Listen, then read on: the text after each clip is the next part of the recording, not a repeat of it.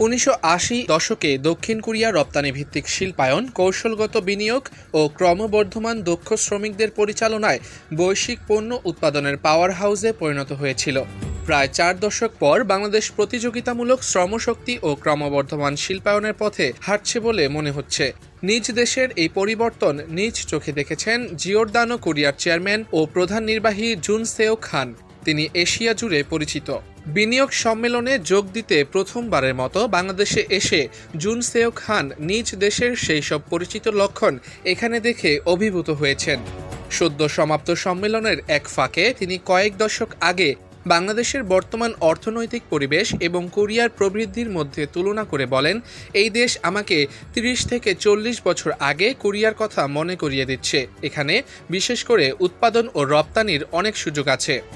হানের এই মন্তব্য এমন এক সময়ে এলো যখন বাংলাদেশের প্রতি কোরিয়ার আগ্রহ ক্রমাগত বাড়ছে।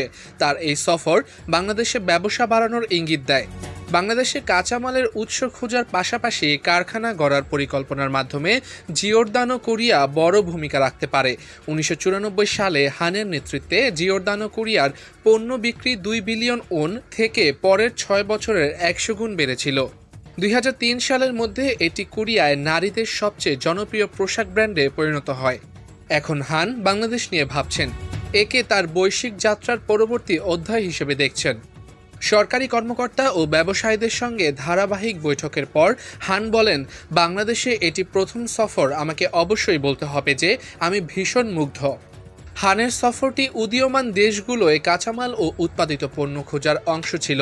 ভিয়েতনাম, মিয়ানমার ও ইন্দোনেশিয়ার সঙ্গে বিদ্যমান ক্রয় চুক্তির মতো বাংলাদেশের সঙ্গে চুক্তি না হলেও দেশটি সেই ধারাতেই আছে। বিদেশি বিনিয়োগকারীদের কাছে বাংলাদেশের আকর্ষণীয় দিক কোনটি তা জানতে চাওয়া হলে হান বলেন, এখানকার শ্রমশক্তি।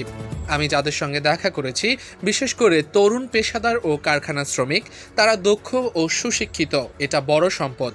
তিনি বাংলাদেশের বর্তমান অবস্থাকে ১৯৭০ ও ১৯৮০ এর দশকের দক্ষিণ কোরিয়ার সঙ্গে তুলনা করে বলেন, এটি এমন এক সময় যখন কোরিয়ার অর্থনীতি কৃষি থেকে শিল্পে বদলে যাচ্ছিল।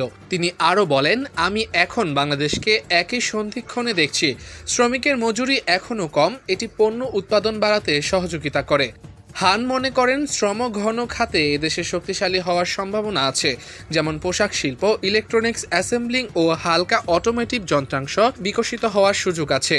আশাবাদ সত্ত্বেও হান সংকটের কথাও বলতে ভুলেননি, বিশেষ করে লজিস্টিক খাতের সংকট। পরিবহন ব্যবস্থা এখনও ভালো না, পণ্য সরবরাহে অনেক সময় লাগে। বন্দর ও জাহাজীকরণ অবকাঠামোয় দ্রুত মনোযোগ দেওয়া দরকার। অবকাঠামোর দিকে নজর দিন। রপ্তানি প্রক্রিয়াগুলো সহজ ও পণ্য সরবরাহের সময় কমিয়ে আনুন। এগুলো করা হলে বিশাল পার্থক্য তৈরি হবে। হান নিশ্চিত করেন যে জিওরদানো কোরিয়া এখনও শুধু পর্যবেক্ষণের জন্য আসেনি। দক্ষিণ কোরিয়া ও অন্যান্য দেশে রপ্তানির জন্য উৎপাদন বাড়াতে বাংলাদেশের অর্থনৈতিক অঞ্চলে কারখানা গড়ার পরিকল্পনাও করছে।